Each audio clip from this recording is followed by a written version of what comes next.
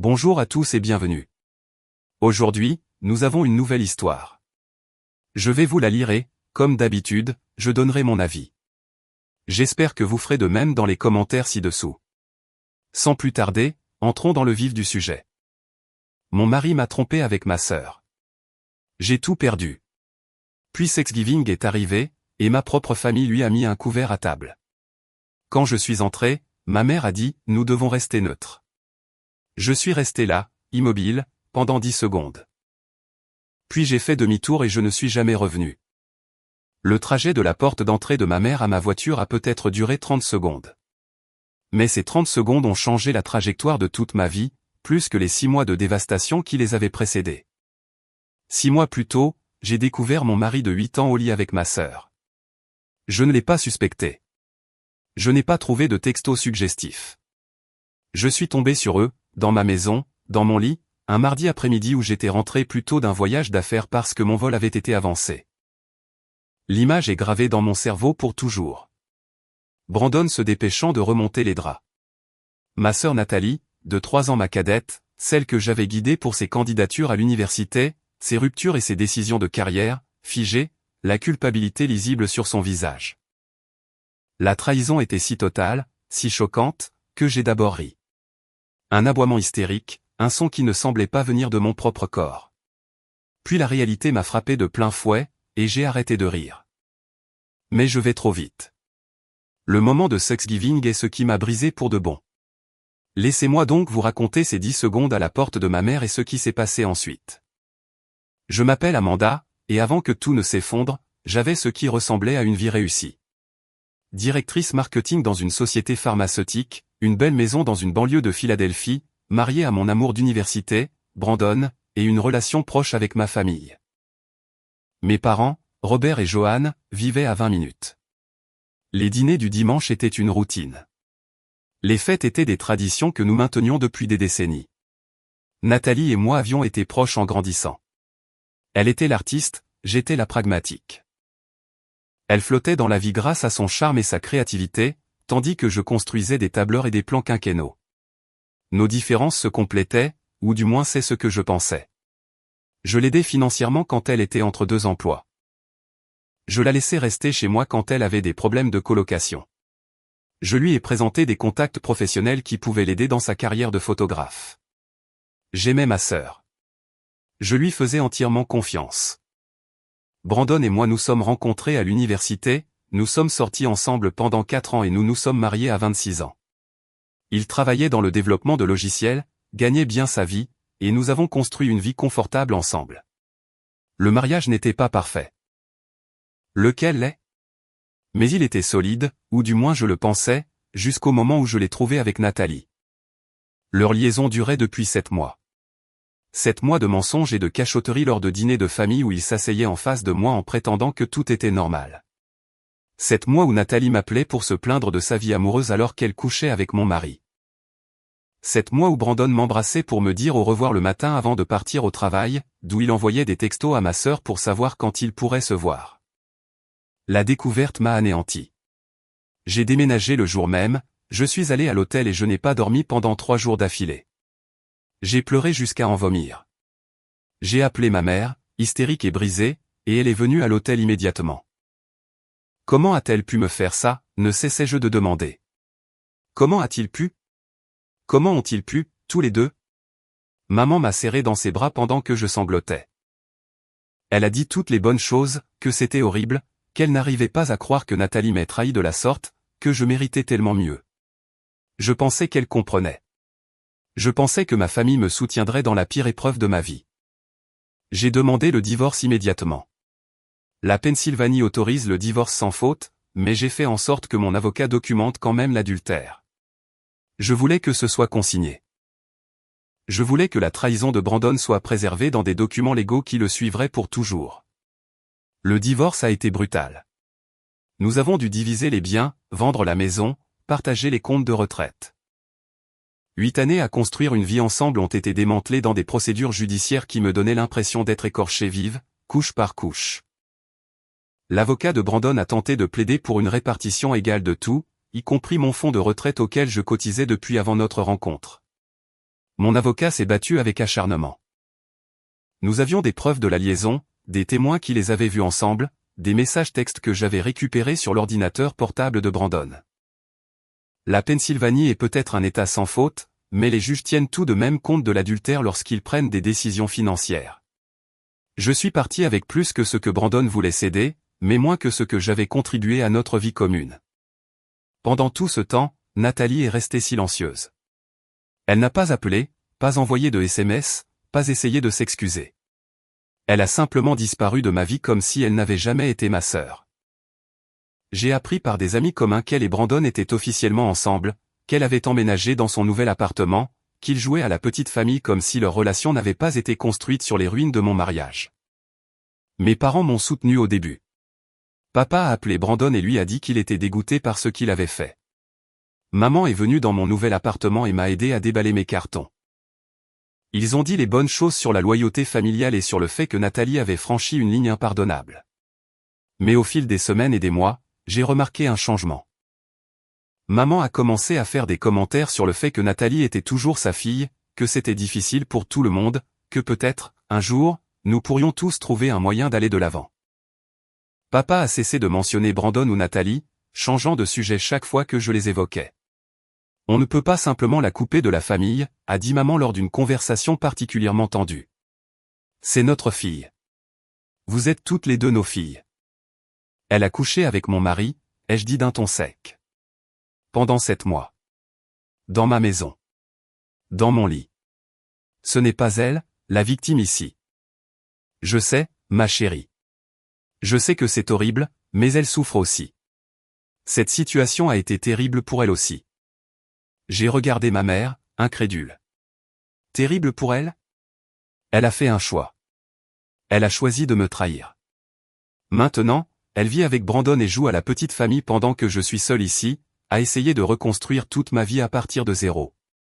En quoi exactement souffre-t-elle? Maman semblait mal à l'aise. Ton père et moi essayons de ne pas prendre parti. C'est entre toi et Nathalie. Nous vous aimons toutes les deux. Cette conversation a eu lieu début octobre.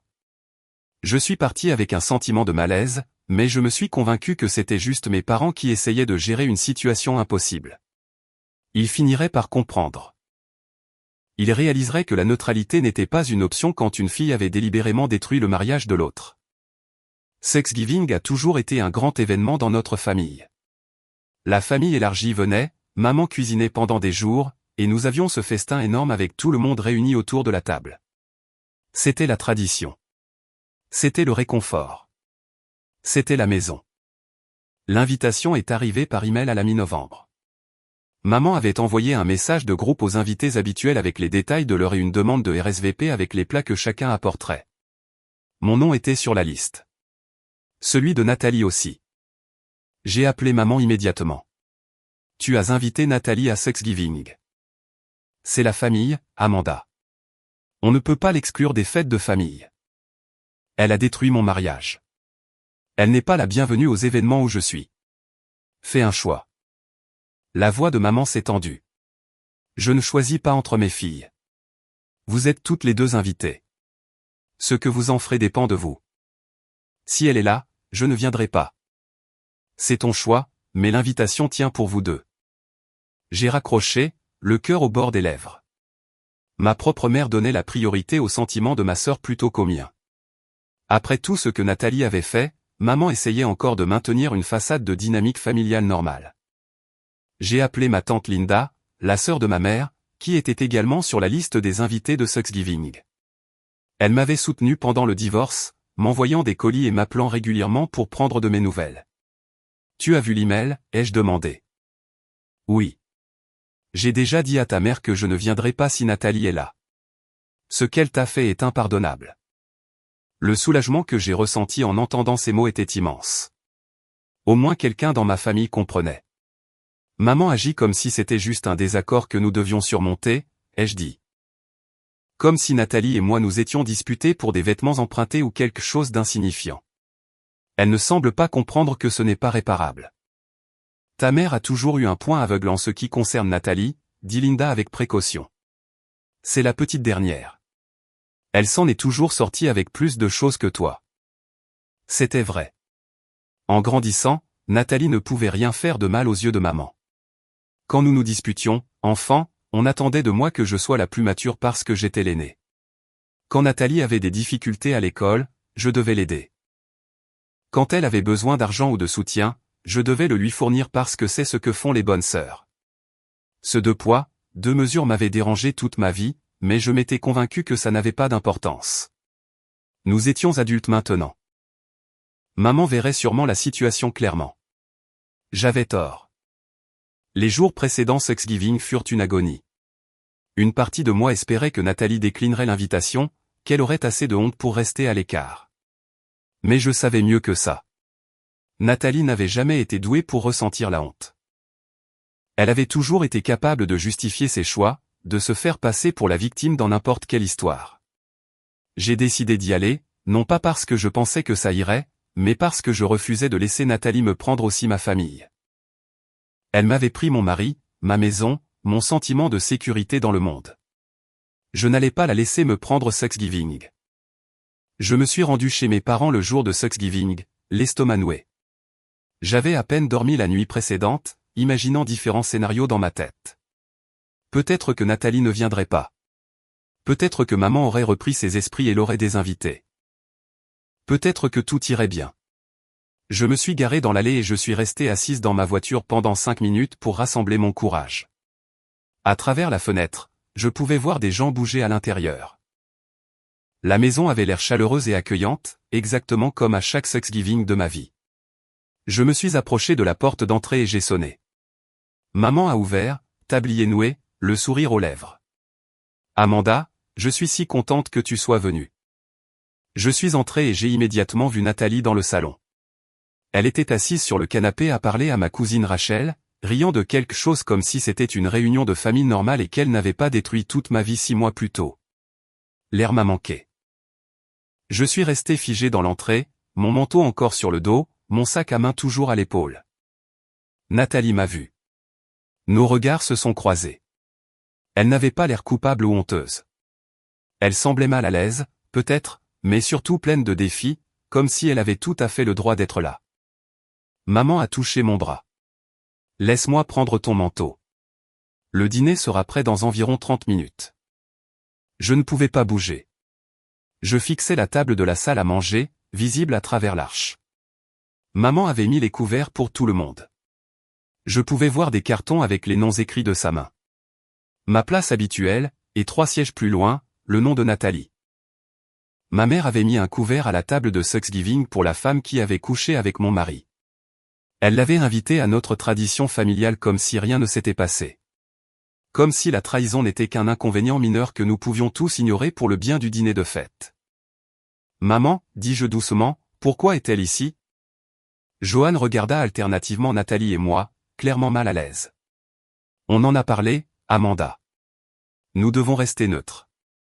C'est difficile pour tout le monde, pas seulement pour toi. Nous sommes une famille et nous devons trouver un moyen d'avancer ensemble. Rester neutre. Ces mots résonnaient dans ma tête. Rester neutre. Comme s'il y avait une position neutre entre la fille qui avait été fidèle et celle qui avait détruit le mariage de sa sœur. Comme si la neutralité était même possible dans une situation où une personne avait objectivement, indéniablement, tort. Je suis resté là pendant 10 secondes.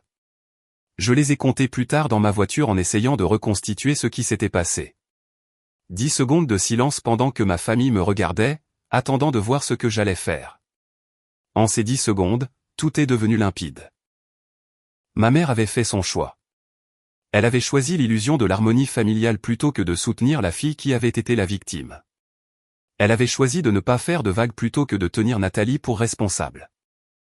Elle avait choisi la neutralité, ce qui, dans une situation comme celle-ci, n'était que de la lâcheté sous un plus joli nom. Je me suis retourné et je suis sorti. Je n'ai pas dit au revoir. Je n'ai pas enlevé mon manteau. Je n'ai engagé la conversation avec personne qui m'appelait. Je me suis simplement retourné et je suis ressorti par la porte par laquelle j'étais entré 90 secondes plus tôt. Le trajet jusqu'à ma voiture m'a semblé se faire au ralenti. Tout était lent et surréaliste. Je pouvais entendre maman m'appeler, sa voix s'éloignant. Je suis monté dans ma voiture, j'ai démarré le moteur et je suis parti pendant qu'elle se tenait sur le porche, à me regarder. Je ne suis jamais revenu. C'était il y a 4 ans. Au cours de ces 4 années, j'ai construit une toute nouvelle vie. J'ai perdu la famille dans laquelle je suis né, mais j'ai gagné une famille choisie qui comprend vraiment la loyauté et les limites. Les suites immédiates ont été chaotiques. Maman a appelé 63 fois la première semaine. J'ai compté. Je n'ai répondu à aucun de ses appels. Elle a laissé des messages vocaux qui sont passés de la confusion à la colère, puis aux supplications. Pourquoi étais-je parti? Pourquoi étais-je si dramatique? Pourquoi ne pouvais-je pas simplement être poli avec ma sœur pour un dîner? Est-ce que la famille ne comptait pas pour moi? J'ai bloqué son numéro après la première semaine. Papa a envoyé des textos. De courts messages disant qu'il comprenait que j'étais blessé, mais que je rendais les choses plus difficiles qu'elles ne devaient l'être. Que je créais la division dans la famille. Que je devais être la plus mature. Je l'ai bloqué aussi. Des membres de la famille élargie m'ont contacté. Certains m'ont soutenu, comme ma tante Linda, et quelques cousins qui avaient vécu leur propre trahison et comprenaient. D'autres ont essayé de jouer les médiateurs, suggérant une thérapie familiale ou des réunions de réconciliation. Ils ont été bloqués également. J'ai tracé une ligne dure. Quiconque maintenait une relation avec Nathalie n'était pas le bienvenu dans ma vie. Certaines personnes ont respecté cela. La plupart ne l'ont pas fait. La famille s'est fracturée selon des lignes prévisibles. Les fêtes de cette première année ont été brutales. Thanksgiving seul dans mon appartement, à manger des plats chinois à emporter et à regarder des films. Noël toute seule, ignorant les dizaines de messages de parents me demandant de reconsidérer ma décision, de venir dîner, d'arrêter de punir tout le monde pour l'erreur de Nathalie. Mais voici ce qu'ils ne comprenaient pas. Je ne les punissais pas. Je me protégeais. Chaque fois que j'avais été avec ma famille après avoir découvert la liaison, j'avais eu l'impression de me noyer. Ils s'attendaient à ce que je joue la normalité, que je prétende que la trahison n'avait pas eu lieu, que je rende les choses confortables pour tout le monde pendant que je saignais intérieurement. Quitter ce dîner de Thanksgiving a été la première fois que j'ai donné la priorité à mon propre bien-être avant leur confort. C'était à la fois terrible et libérateur. Je me suis jeté à corps perdu dans la reconstruction. J'ai changé de travail, obtenu un poste dans une entreprise concurrente avec un meilleur salaire et plus de responsabilités. J'ai déménagé dans une nouvelle ville à 2 heures de route, où je n'avais pas à craindre de croiser Brandon ou Nathalie à l'épicerie. J'ai commencé une thérapie pour traiter le traumatisme aggravé de la trahison de mon mari et de ma famille. Ma thérapeute, le docteur Sarah Kim, m'a aidé à comprendre quelque chose de crucial. La réaction de ma famille à la liaison était en fait la continuation de schémas qui avaient existé toute ma vie. Nathalie était l'enfant chéri qui s'en sortait toujours. J'étais la responsable, celle dont on attendait qu'elle se sacrifie pour la paix familiale. La liaison n'était que l'exemple le plus extrême d'une dynamique qui avait toujours été là. Votre mère vous demandant de rester neutre sur le fait que votre sœur couche avec votre mari suit le même schéma que lorsqu'elle vous demandait d'être la plus mature quand Nathalie cassait vos jouets étant enfant, m'a expliqué le docteur Kim. On a toujours attendu de vous que vous absorbiez le mal et prétendiez que ce n'était pas arrivé. La seule différence maintenant, c'est que les enjeux sont plus élevés. Cette prise de conscience a été à la fois douloureuse et libératrice.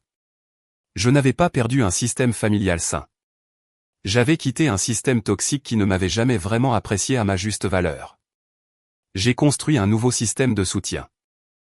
Je me suis fait des amis au travail, dans un club de lecture que j'ai rejoint, dans un groupe de courses qui se réunissait le samedi matin. C'étaient des gens qui ne me connaissaient pas avant, qui n'avaient pas d'idées préconçues sur qui je devais être ou comment je devais guérir. J'ai eu quelques rendez-vous, sporadiquement. Rien de sérieux pendant les 2 premières années. Je n'étais pas prête et j'étais honnête à ce sujet avec tous ceux avec qui je sortais. Lentement, j'ai réappris à faire confiance. Pas facilement et pas rapidement, mais progressivement. J'ai rencontré David 3 ans après ce Thanksgiving. C'est un enseignant, divorcé avec une fille de son premier mariage. Il avait vécu sa propre trahison et comprenait ce que signifiait de tout reconstruire à partir de rien. Nous avons pris notre temps, tous les deux prudents et marqués, mais désireux d'essayer. Nous nous sommes mariés au printemps dernier.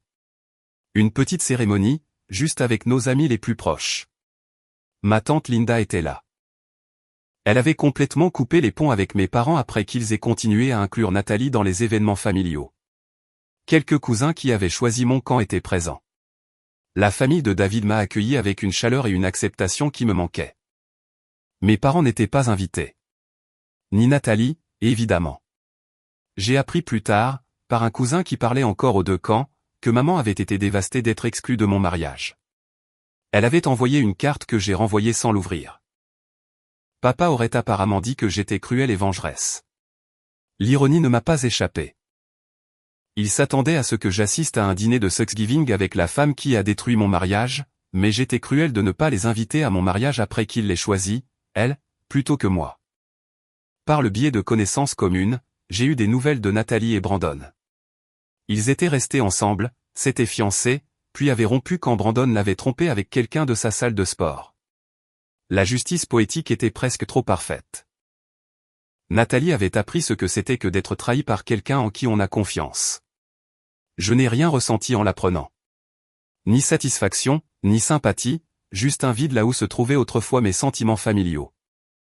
Elle a essayé de me contacter plusieurs fois au fil des ans. Un email 2 ans après Thanksgiving qui commençait par « Je sais que tu ne veux probablement pas avoir de mes nouvelles, mais… » Je l'ai supprimé sans le lire. Un message par l'intermédiaire d'un ami commun me demandant si nous pouvions parler.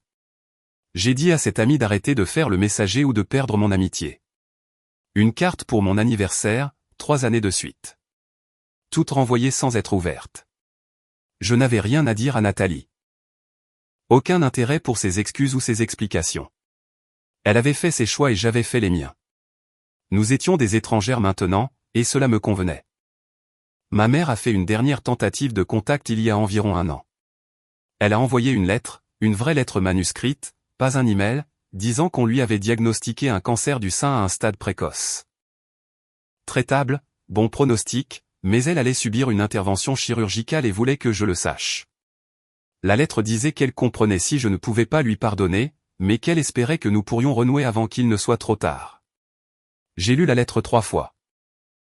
Puis j'ai appelé ma tante Linda, qui a confirmé que le diagnostic était réel. Maman avait peur. Elle voulait sa famille autour d'elle. Elle me voulait, moi, spécifiquement. J'y ai pensé pendant des jours, j'en ai parlé avec David, avec le docteur Kim, avec mes amis les plus proches. Une partie de moi se sentait coupable ne serait-ce que d'envisager de ne pas répondre. C'était ma mère. Elle était malade. Ne devais-je pas mettre nos différends de côté dans un moment comme celui-ci? Mais la plus grande partie de moi se souvenait de ce Thanksgiving, se souvenait de la façon dont elle avait donné la priorité au confort de Nathalie plutôt qu'à ma dévastation, se souvenait des messages vocaux me disant que j'étais dramatique. Se souvenait de 4 ans où elle avait maintenu une relation avec la fille qui m'avait trahi tout en s'attendant à ce que je passe à autre chose. Je lui ai répondu. Une seule phrase. J'espère que ton traitement se passera bien. C'était tout. Pas d'offre de visite. Pas de réconciliation. Juste une décence humaine de base lui souhaitant la santé, envoyée d'une distance que je n'avais aucune intention de combler. Tante Linda m'a dit plus tard que maman avait pleuré en recevant mon mot. Elle avait espéré plus. Elle pensait que sa maladie pourrait être ce qui nous réunirait. Mais j'avais appris quelque chose de crucial au cours de ces 4 années. On ne peut pas reconstruire une relation avec des gens qui, fondamentalement, ne vous respectent pas. Mes parents m'avaient montré, clairement et à plusieurs reprises, que ma douleur comptait moins que leur désir d'une image familiale harmonieuse. Aucune maladie ni aucun temps ne changerait cette dynamique fondamentale. J'ai envoyé des fleurs à l'hôpital. J'ai fait un don à la recherche sur le cancer du sein en son nom. J'ai fait les choses que la société polie attend. Et j'ai maintenu mes limites. Maman a survécu au cancer. Elle est en rémission maintenant, selon ma tante Linda. Elle demande encore de mes nouvelles de temps en temps, espère toujours que je reviendrai, ne semble toujours pas comprendre que le problème n'était pas que je lui en voulais. C'est qu'elle n'avait jamais vraiment reconnu ce qu'elle avait fait de mal. Ma vie est maintenant paisible comme elle ne l'a jamais été quand j'essayais de maintenir des relations avec des gens qui me faisaient du mal. J'ai un mari fidèle et gentil. J'ai des amis qui sont là quand j'ai besoin d'eux. J'ai une carrière dont je suis fier et un foyer où je me sens en sécurité. Je n'ai pas de parents ni de fratrie. Cette perte est réelle, et parfois ça fait encore mal. Mais j'ai appris que l'absence de personnes toxiques vaut mieux que leur présence. L'espace qu'ils ont laissé a été rempli par des gens qui m'apprécient vraiment. Ces 10 secondes à la porte de ma mère ont tout changé. En ces 10 secondes, j'ai réalisé que j'avais un choix. Je pouvais rester et jouer le rôle qu'il voulait que je joue, la fille indulgente qui prétend que la trahison n'a pas d'importance, ou je pouvais partir et construire quelque chose de mieux. J'ai choisi de partir. Je me suis choisi. Et je ne l'ai jamais regretté. On me demande parfois si je pense à les recontacter, si ma famille me manque, si je regrette d'avoir coupé les ponts. La vérité est complexe. L'idée que je me faisais de me manque. Ce que je pensais que nous étions, avant de savoir qui ils étaient vraiment, me manque. L'illusion d'une famille proche et solidaire me manque. Mais la réalité ne me manque pas. Je ne regrette pas d'être celle qu'on attendait de voir se mettre le feu pour garder les autres au chaud. Je ne regrette pas les doubles standards et la pression de pardonner l'impardonnable. Je ne regrette pas de sentir que ma douleur était un inconvénient à gérer plutôt qu'une blessure à reconnaître. Alors, non, je ne regrette pas d'être parti. Ce Thanksgiving a été la dernière fois que j'ai donné la priorité à leur confort avant mon bien-être. Chaque jour depuis a été un choix de me valoriser, de protéger ma paix, de construire une vie avec des gens qui sont vraiment là pour moi. Nathalie est mariée maintenant, j'ai entendu dire. Pas à Brandon. Leur relation a implosé, comme le font souvent les relations construites sur la trahison. Elle a épousé quelqu'un d'autre, a eu un enfant, publie des photos de sa famille parfaite sur les réseaux sociaux que je ne suis pas, mais dont j'entends parler de temps en temps par des oui-dire. Tant mieux pour elle, je suppose. J'espère qu'elle est heureuse. J'espère qu'elle a appris et grandi. Mais je m'en fiche aussi. Ce n'est plus ma sœur. C'est juste quelqu'un que j'ai connu, quelqu'un qui a fait des choix qui ont révélé sa vraie nature. Brandon s'est remarié aussi. Je le sais uniquement parce que j'ai dû signer un dernier document juridique 3 ans après le divorce concernant la vente de la maison, et son avocat l'a mentionné.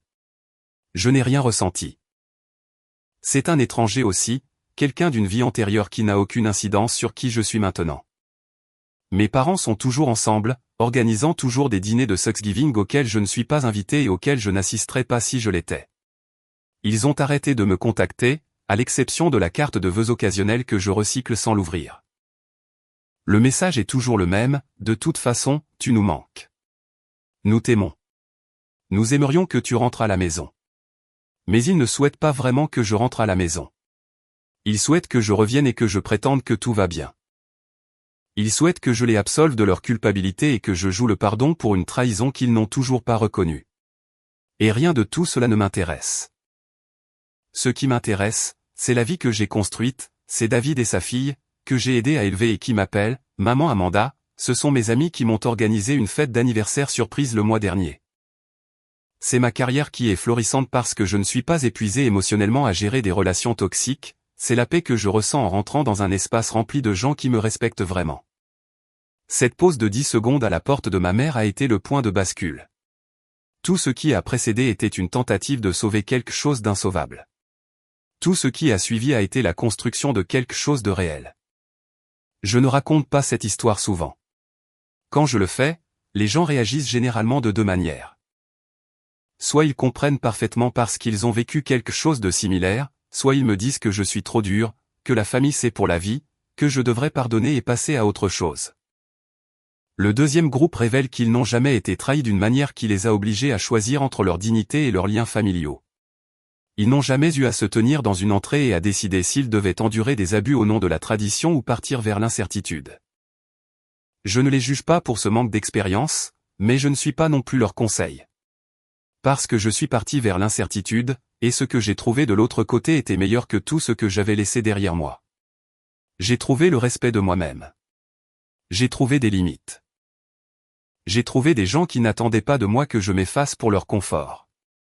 J'ai trouvé une vie qui valait la peine d'être vécue, construite sur des fondations d'amour véritable plutôt que d'obligation et de dysfonctionnement. La table de Thanksgiving que ma mère avait dressée avait une place pour Nathalie, mais pas pour ma douleur. Elle avait des sièges pour tout le monde, sauf pour la vérité sur ce qui s'était passé et qui était responsable.